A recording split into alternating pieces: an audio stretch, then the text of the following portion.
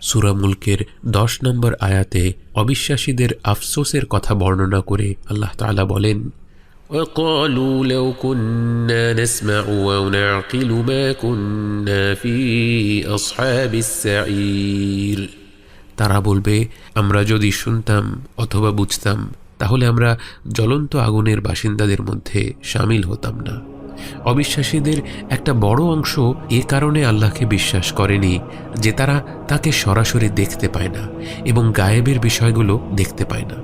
পরকালে তাদের সবচেয়ে বড় আফসোস হবে, লাউ কুন্না নাসমাউ আও নাকিল, ইস, আমরা যদি শুনতাম আর আমাদের আকল ব্যবহার করতাম।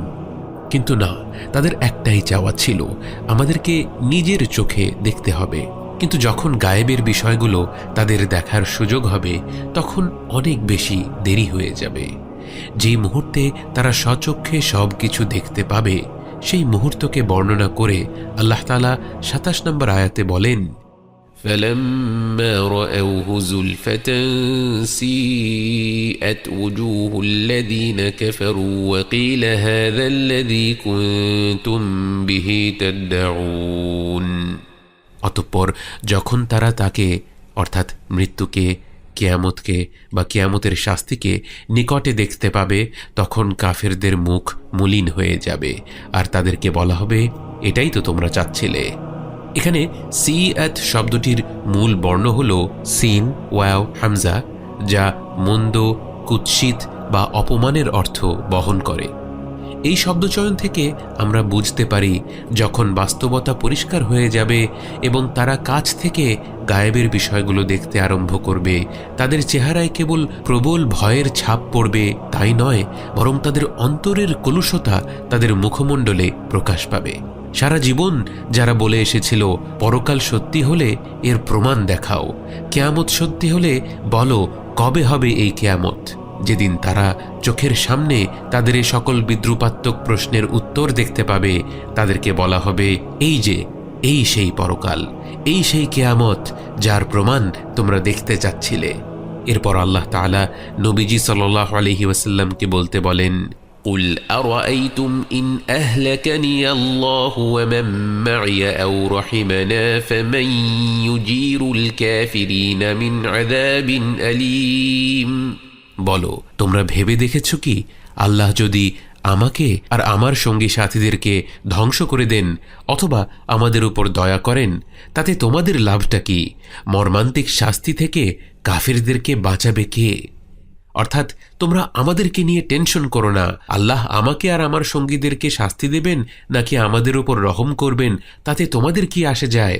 যদি তোমরা কাফের রয়ে যাও, তোমাদের কি ভয়ঙ্কর শাস্তি থেকে রেহাই দেওয়ার মতো কেউ আছে? আল্লাহ নবীজি সাল্লাল্লাহু আলাইহি ওয়াসাল্লামকে আরও বলতে বলেন, قُلْ هُوَ الرَّحْمَنُ آمَنَّا بِهِ وَعَلَيْهِ تَوَكَّلْنَا فَسَتَعْلَمُونَ مَنْ هُوَ فِي ضَلَالٍ مُبِينٍ। বলো, তিনিই আর রহমান, আমরা তার উপরেই ঈমান রাখি আর তার উপরেই নির্ভর করি। তোমরা অচিরেই জানতে পারবে কে স্পষ্ট বিভ্রান্তির মধ্যে ডুবে আছে। এখানে বলা হচ্ছে আলাইহি তাওয়াক্কালনা, আমরা তার ওপরই তাওয়াক্কুল করি। তাওয়াক্কুল অর্থাৎ নির্ভর করা, এবং তাওয়াক্কুল শুধু অন্তরে হয় না, বরং আল্লাহর ইবাদত করাই তাওয়াক্কুল, সালাত আদায় করা তাওয়াক্কুল, তাকে ডাকা, তার কাছে দোয়া করা তাওয়াক্কুল, দুনিয়াবি কাজে পরিশ্রম করা তাওয়াক্কুল। আল্লাহর রাসূল সাল্লাল্লাহু আলাইহি ওয়াসাল্লাম বলেন, لو أنكم توكلتم على الله حق توكله لرزقكم كما يرزق الطير। যদি তোমরা যথার্থই আল্লাহর উপর তাওয়াক্কুল করতে তাহলে তিনি অবশ্যই তোমাদেরকে পাখির মতো রিজিক দান করতেন।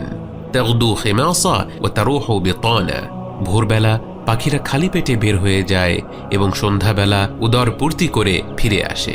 পাখিরা আল্লাহর উপর তাওয়াক্কুল করে, কিন্তু তারা ঘরে বসে থাকে না। ভোরবেলা উঠে তারা রিজিক খুঁজতে থাকে, পরিশ্রম করে, অতঃপর আর রাজ্জাক তাদেরকে রিজিক দান করেন। বিশ্বাসীরা হলো এমন, আমান্না বিহি ওয়া আলাইহি তাওয়াক্কালনা, আমরা আল্লাহর উপর ঈমান রাখি এবং তার উপরই নির্ভর করি। অন্যদিকে অবিশ্বাসীদের অবস্থা কি? ফাসাতা'লামুনা মান হুয়া ফি দালালিম মুবিন, তোমরা অচিরেই জানতে পারবে কে স্পষ্ট বিভ্রান্তিতে ডুবে রয়েছে। সূরাটির শেষ আয়াতে আল্লাহ তাআলা তাঁর হাবিব সাল্লাল্লাহু আলাইহি ওয়াসাল্লামকে আরও বলতে আদেশ করেন, قل أرأيتم إن أصبح ماؤكم غورا فمن يأتيكم بماء معين।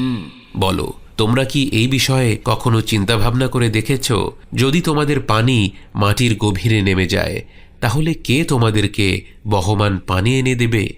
এই আয়াত মানব জাতির জীবন যাপনের জন্য আল্লাহর করুণার উপর পূর্ণ নির্ভরশীলতাকে তুলে ধরে।